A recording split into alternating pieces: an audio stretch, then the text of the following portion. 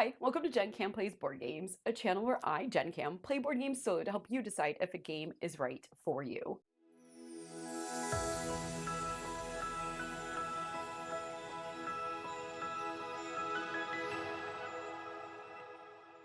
July is a wonderful month because it is the month where 70,000 or so of us, according to last year's numbers, prepare to head off to Gen Con, and some of us plan out the games we are most excited to see and purchase. Last year was my first year attending, and oh my God, the Locana situation was insane. I was so not prepared. But well, last year you could say that I was less prepared for the enormity that is Gen Con. This year I am equally as unprepared. But thanks to BGG and Pub Meeple, I have a short list of the games I definitely want to check out. While I did use Pub Meeple to get my list down from, I'm serious, 97 soloable games on my radar, I should also note that they are in no particular order. Since there are going to be a lot of games on this list, I am not going to go into too much detail about each of them, but I will try to remember to put a link to the Geek Preview page so you can see which games will be available for purchase or demo at Gen Con this year. And honestly, the list just keeps getting bigger every day. So there might be things on my radar now that are not on this list because it wasn't on the preview page when I started making this video. I also am only going to be talking about games that you can play solo and games that I have not played. I am also leaving games that I already own or are already coming off this list because I do back a lot of games. Before we get started though, if you enjoy solo board games and content like this, please consider liking and subscribing and hit that notification bell so that you will know when I upload new videos. And with all of that out of the way, let's get started. The first game on my list is a deduction game, and it is honestly pretty hard for me to pass up on a deduction game. I play Turing Machine on BGA literally almost every single day. In the search for UAPs, you are an astronomer searching the skies for satellites, meteor showers, and unidentified anomalous phenomena, or UAPs. I really enjoy the search for Planet X, and so this game replicates it, and so it had to make it on the list. Okay, so I have to admit that I am a sucker for a cozy farming game, and while I don't really know much about it, Harvest looks like it could help fill that void in my board gaming life.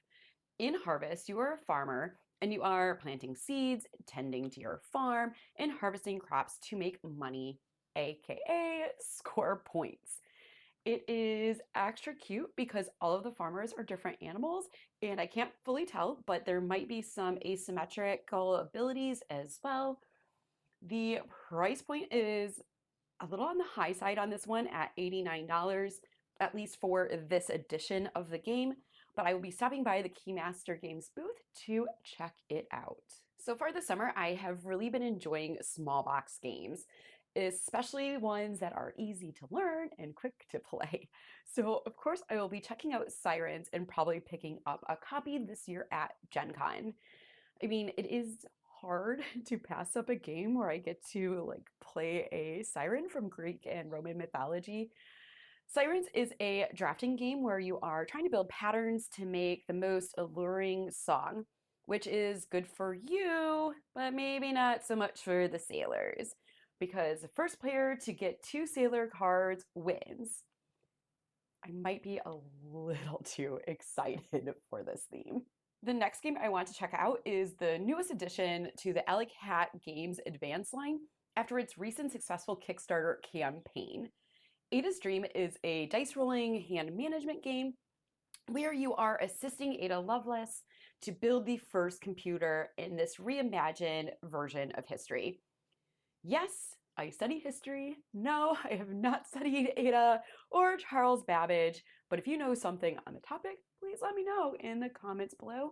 I am always excited to learn more history. As I said not too long ago, I love a cozy game.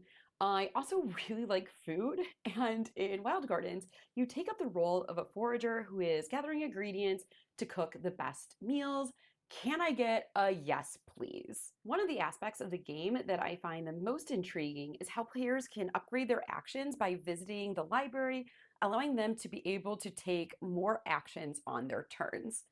Also, the way you need to plan out your movement around the track, as you have to move like the exact number of spaces as the token selected dictates. There is also a solo scenario book, which offers even more replayability. I am super excited to check this one out. The next game on my list has two big things going for it. The first one is that it is a pure solo game. There are a lot of games that can be played solo, but you never know what will be lost when you scale from a multiplayer down to solo. So I love when I can play a game that is designed for solo play. The second thing it has going for it is it's about witches. The game I am talking about is Witchcraft. And oh golly, I have had my eye on this for a while. In this card game, you are working to convince jurors that you are actually trying to protect the village and that your magic is not, in fact, evil. Of course, this is easier said than done. On setup, you choose 3 jurors, their missions, and their unique challenges, providing 56 possible combinations. That is a lot of gameplay for $25. This next one really needs no introduction. It is kind of a big deal. It is Slay the Spire.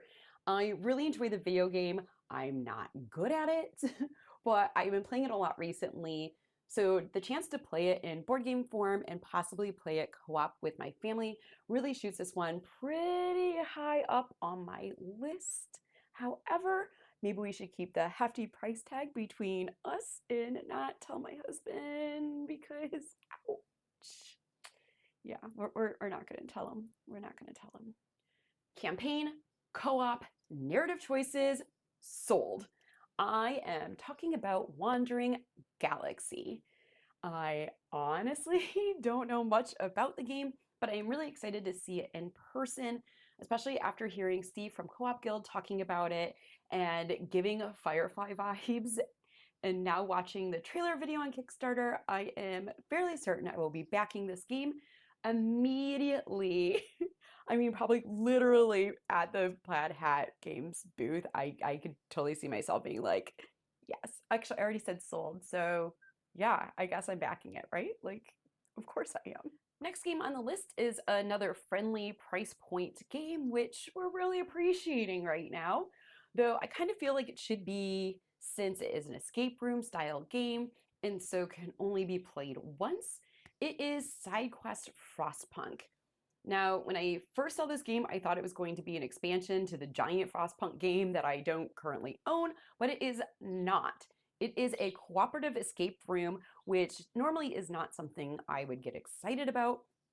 But my husband and I have watched so many Frostpunk challenge videos from DDR Jake that I am sure I can get him like fully on board to play this one with me. Next up, we have a game that just recently landed on Kickstarter, and there is no way this won't be a success. Luthier from Paverson Games is a game where you are making musical instruments. Okay, that is not the best description, so let's check it out on BGG. Luthier transports players to the height of classical music in Western Europe, when the art of the instrument was upheld equally by skilled craftspeople, noble patrons, virtuoso performers, and famous composers such as Bach, Mozart, and Beethoven. Using a unique combination of hidden bidding and worker placement, players manage resources to craft various musical instruments in their workshop, while also courting actual historic patrons through an ever-changing personal tableau of actions and bonuses. Each player chooses how to balance improving skills across multiple tracks and unlocking specialized worker abilities and other bonuses. The choice to concentrate on varying gameplay strategies and goals, such as musical performances, instrument building and repairs, apprentice training, and workshop expansion, our overall reputation as an instrument maker provide multiple paths to victory. Luthier finds true harmony through an authentic and original marriage of theme and mechanics, resulting in a rich gameplay experience that equally speaks to both the strategic gamer and classical music lover.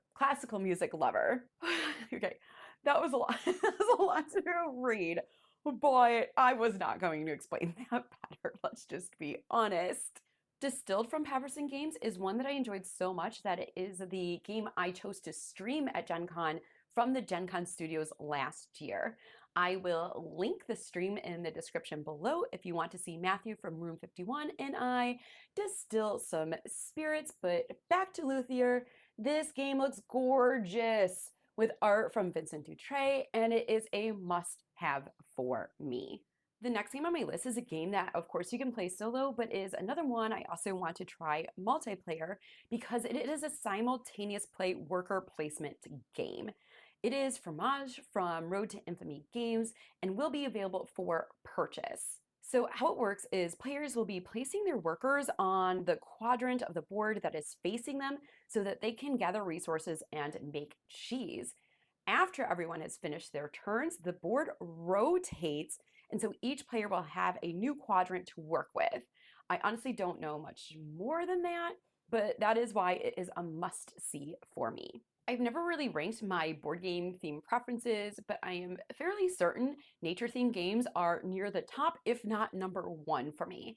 So I guess it is of no surprise that a game actually called Nature is on this list, and having a big cat on the cover definitely helps. Nature re-implements 2014's Evolution and 2016's Evolution Climate, and now offers solo play. So Nature is not just a game, it is a game system that North Star Games says they will support for the next decade with 1 to 2 modules a year. But at launch, the game system will support 22 unique configurations of modules. This will be a demo at Gen Con, and I can't wait to learn more about it. Space, the final frontier.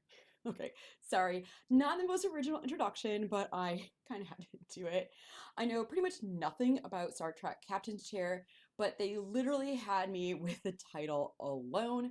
I grew up watching Next Generation with my dad, and now I'm rewatching it with my son. What I do know about this game is that it is a 1 to 2 player asymmetric deck builder and will be available for demo this year at Gen Con. And yes, I did actually just change my clothes just to do that really short segment. Considering my love for cats, I of course have to have Knitting Circle on this list.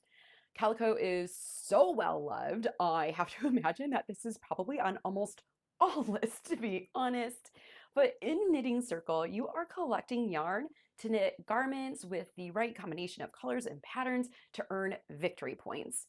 It is slated to arrive in 2025, and I hope to get a glimpse of it this year at the Flat Out Games booth. The next game on this list is actually one I had not heard of before checking out the preview list. It is Chronologic Paris 1920, and it is a murder mystery deduction game set in, well, like 1920s Paris. It looks like it is the first in a line of standalone games, and it does say on BGG that every scenario can be played 5 times, which is not bad for a price-friendly game at $25. Okay, so I literally know nothing about this next game, but the box art is so beautiful that I have to make my way to the Hot Bananas Games booth to check it out. It is Moon Bunny. This is a set collection game where your bunny assistants are hopping around to collect resources, but different bunnies have different movement patterns. That is literally all I know. That's it. But hopefully I will be able to tell you more about it in a few weeks. Okay, my friends, we are going back to the world of video games becoming board games, but this time it is a video game that I was completely aware of before making this list. The game is Don't Starve the board game, and it looks like it's a co-op survival game with a modular board. I am very interested to see how this game translates into a board game. Not gonna lie, the video game might be a little too stressful for me. Like I said, I love cozy, but let me know in the comments below if you think it is a video game I would enjoy. Aguita City of Umbrellas is a pattern building game that will be available at the 25th Century Games booth. I love the theme in this. It is based off of Agueda in Portugal, where every summer there is a festival and all of these beautiful colored umbrellas are hung above the city streets, which is not only beautiful, but also practical in the summer sun. I've seen some solo playthroughs of this game, and it is an easy to learn game with a bit of a puzzly nature. Definitely something I want to check out this year. Next up is another price point friendly game, but more important for me at least is that it is a storytelling adventure game. I love games that tell a story. This is another one that will be at the Alley Cat Games booth, and it is Fate Flip Washed Ashore. The premise of the game is that you are washed overboard and end up on an island that you now must survive long enough to escape. It is a lightweight game, and I am not really quite sure about replayability, but it is definitely a game that I want to take a closer look at, especially for the low price of $15. Last but not least, we have Horrified World of Monsters. This series of games has been around for a while, but I still love it, and I'm excited to see new monsters. This box includes the Sphinx, Yeti, Jingashi, yeah, had to look that one up, and Cthulhu. I really don't have much else to say about this one since it's the fourth game in this series, but I'm excited to add it to the collection and get it to the table because I don't know. Monsters, this is one I love to play in October. Okay, so wow, that was a lot of games, and it was only a small part of my list. This video covered 20 different games, and my list keeps growing because more games are added to the preview list. I mean, almost every day. And as of recording right now, we're about, less than 2 weeks away from Gen Con, and I made this list about a week ago. So there's going to be so much to see, and I'm super excited for it, but also I'm really excited to see all the people and friends I have not seen in a year. Yeah, I didn't do Origins this year, so I didn't get to see people there. So I am even extra excited for Gen Con this year. Gen Con is something that I can only describe as a whirlwind and totally worth every exhausting moment. Thank you so much for making it to the end of this video. If you haven't already, please consider liking and subscribing, and tell me in the comments below what game or games are you most excited to see or find out more about. Is there something that you specifically want me to check out? Let me know, and until next time, bye-bye.